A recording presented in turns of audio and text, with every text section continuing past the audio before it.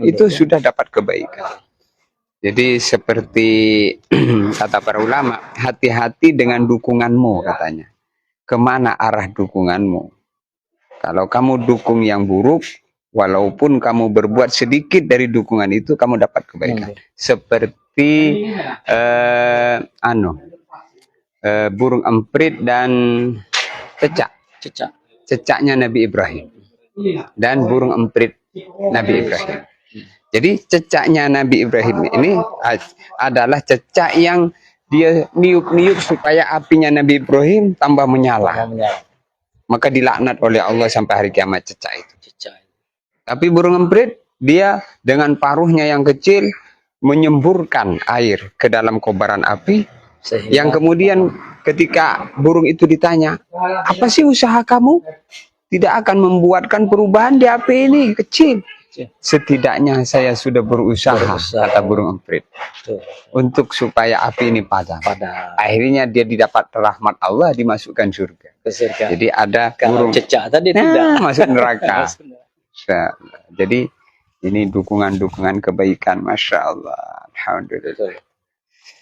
Jadi walaupun kita mungkin tidak sampai segala sesuatu, tapi kita minimal ada cara pikir saja, ada mungkin masukan-masukan yang hanya batas kemampuan kita. Barangkali itu bisa mereka berbuat kebajikan, kita juga dapatnya begitu. Iya, jadi istilahnya berjuang itu dengan tenaga dan pikir dan harta.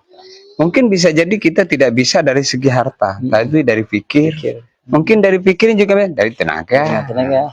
Sehingga itulah kerjasama, ta'awun namanya. Jadi umat Islam ini tidak bisa mandiri. Dia kalau mau berkembang, dia harus bekerja sama. Wa ta'awanu 'alal birri wat taqwa. Jadi harus bekerja sama. Kalau mau wujudnya kebaikan, ketakwaan itu mau berkembang, harus bekerja sama. Sehingga disitulah segala bentuk yang kerjasama mendatangkan rahmat. Al-jama'atu rahmat. Jamaah itu mendatangkan rahmat. Bareng-bareng, gotong royong. Alhamdulillah.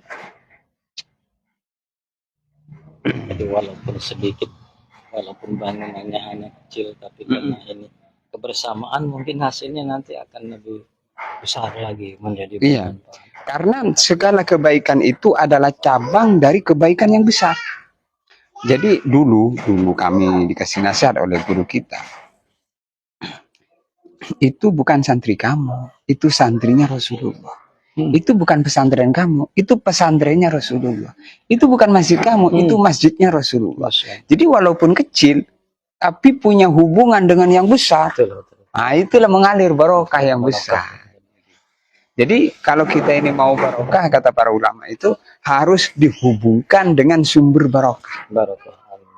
Jadi sumber barokah itu adalah kebaikan. Maka di antara doa-doa guru kita, ya Allah berkahi segala apa yang kau berikan kepadaku, sebagaimana barokah yang kau berikan kepada guru-guru. Jadi kalau kita seperti itu, maka kita sebenarnya bukan memulai, tapi meneruskan barokah yang sudah ada. Meneruskan barokah yang sudah ada. Mungkin dari satu sisi, dari hal yang segini, mungkin dari tempat yang lain itu ada yang belum, mungkin bisa diberikan masukan, gitu kan? Iya, jadi istilahnya keberkahan dialirkan. Ya, ibarat kita punya kolam kecil, tapi kolam yang kecil ini kita hubungkan dengan kolam yang besar. Akhirnya mengalir air itu dari sumber yang besar ke sumber yang kecil. Jadi dari kebaikan memang cuman tidak kelihatan. Tapi selama niat itu lillahi ta'ala, sudah putus niatnya, sudah tidak lillahi ta'ala, dicabut mulai sedikit-sedikit. Jadi di antara hancurnya suatu kebaikan organisasi karena sudah tidak sesuai dengan akarnya, pokoknya dari yang memulai. Jadi satu hal mungkin gimana? Ada mungkin dulu ada orang tuanya mau mewakafkan satu lahan untuk membuat masjid, mungkin kan? Orang tuanya mewakafkan tempat itu supaya ini bisa dimanfaatkan dan bisa untuk dijalankan nanti kalau saya sudah tidak ada. Ya, artinya mungkin dia bangun sekolah, mungkin bangun masjid, mungkin tempat ibadah kan. Tapi karena perkembangan pengetahuan, perkembangan teknologi berubah. Ya itu. Jadi niat Barokah jadi iya, berkurang. betul. Jadi niat orang tuanya tadi begini, dia justru kalau saya teruskan saya nggak dapat apa-apa katanya. Mending saja lahan ini dijual saja karena lahan ini kan sudah mahal katanya. Ya, jadi Nah, gitu ya. pikirnya sudah bisnis. Ya, bisnis gitu. Jadi barokah itu akan selalu mengalir selama niat masih lillahi ta'ala. Seperti begini. Di dalam fadilah mengenai memandang Ka'bah. Selama orang itu berada di depan Ka'bah memandang Baitullah, maka barokah selalu bercucuran kepada. Selama dia tidak berpaling hatinya. Masya Allah.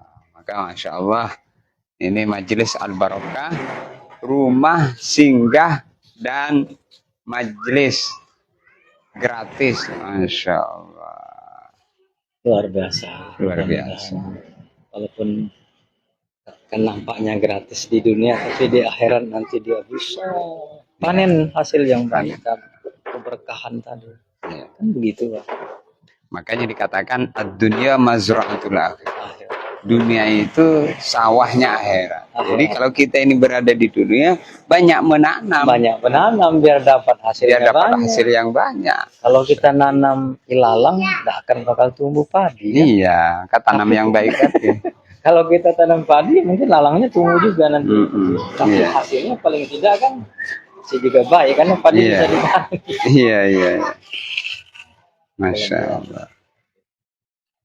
Jadi istilahnya kalau kita ini berbuat buruk, pasti ada yang berbuat jahat dengan kita. Jadi kalau nanam padi pasti tumbuh ilalang.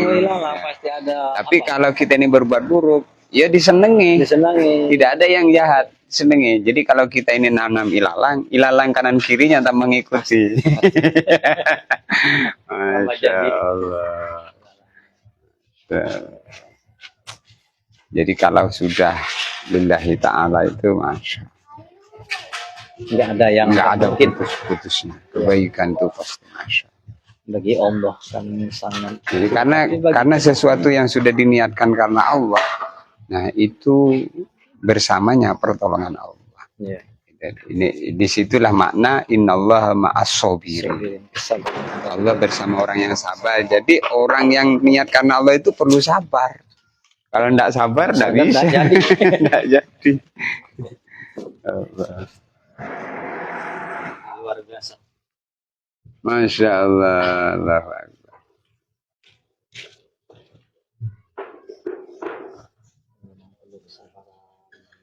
Tantangannya memang banyak. Tantangannya iya. Dari dalam, dari luar. Iya.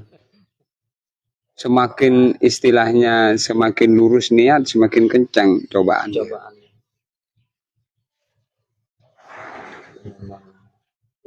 perbuatan yang baik.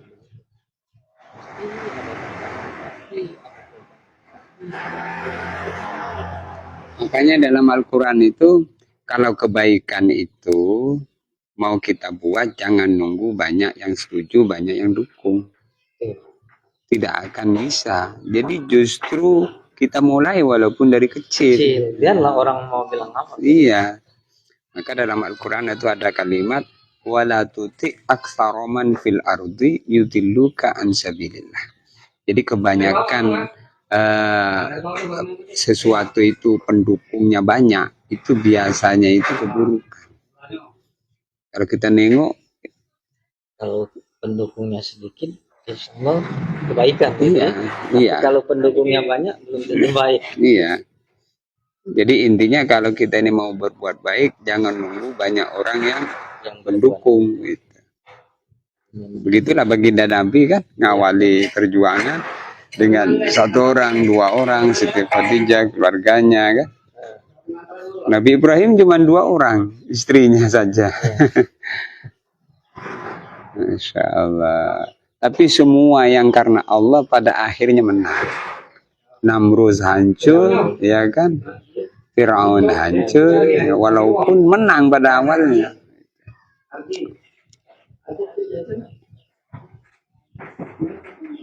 Karena di belakang kan ada yang bantu. Mm-mm. Ada pasukan-pasukan tentara yang putus oleh Allah. Mm-mm. Nanti diambil. Iya, Ya logikanya waktu perang Badar gitu misalnya kan. iya, betul. Pasukan yang sedikit bisa mengalahkan Yang banyak, iya. Jadi kalau misalnya Israel dengan Amerika, walaupun dia pasukan yang besar, kalau Tuhan menghendaki dari Irak, Oh, bisa kalah juga dia. iya. Itu Nggak ada kan yang dapat. nas Quran. Betul. 1000 bisa dikalahkan oleh 100. Jadi 100 bisa mengalahkan 1000. Memang secara logika tidak mungkin, tapi Ya. Tuhan yang menghendaki. Dia punya. Jadi kalau sudah ditolong oleh Allah, semua jadi kebaikan. Makanan yang sedikit bisa mencukupi untuk orang banyak. Ini berkah. Allah.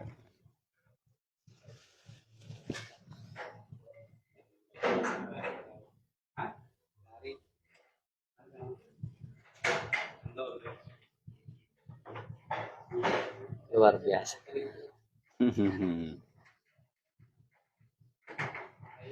Allah.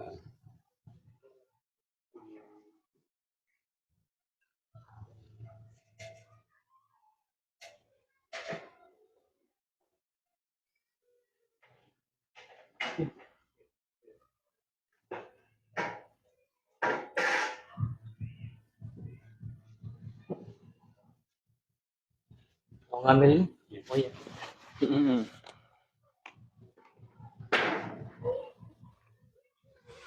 Allah.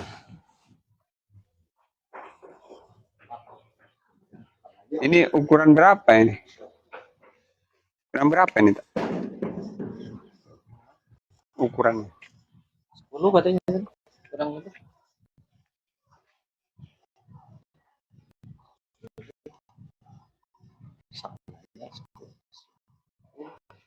Lebih lah.